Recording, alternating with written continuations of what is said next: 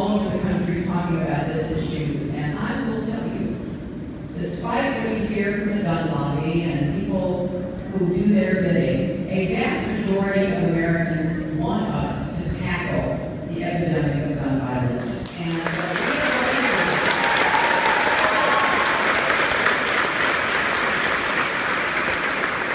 it goes right at it, because 33,000 people a year die from guns.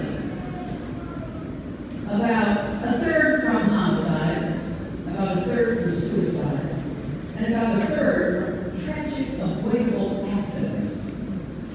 Now, if something else were killing 33,000 Americans every year, you could bet we would be on the front lines.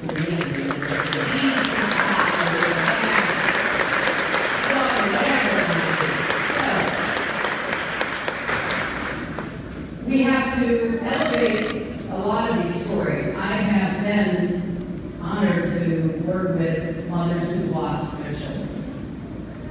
And a lot of these mothers are trying to turn their mourning into a movement, getting up every day trying to figure out how to take on this scourge.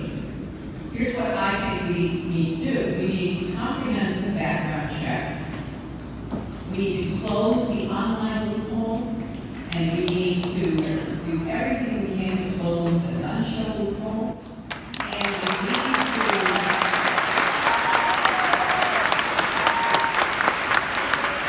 do a much better job, which was the original purpose of the NRA. Originally, they were supposed to be doing safety education. And I know people who took their courses. Now they turn themselves into a total shill for the gun makers. And we've got to reverse the liability protection given to gun makers and sellers so that they can be held accountable.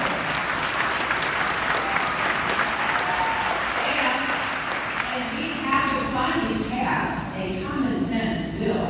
Your Senator Bob Casey was on the floor arguing for it last summer, a bill to prohibit people on the terrorist watch list from buying weapons.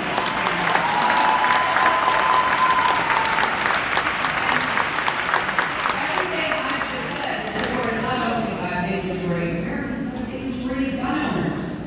So we have got to have a counter movement to this reckless, irresponsible propaganda that is pushing guns everywhere to everyone.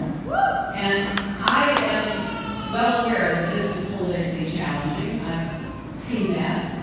But I also believe that the time has come for us to act, because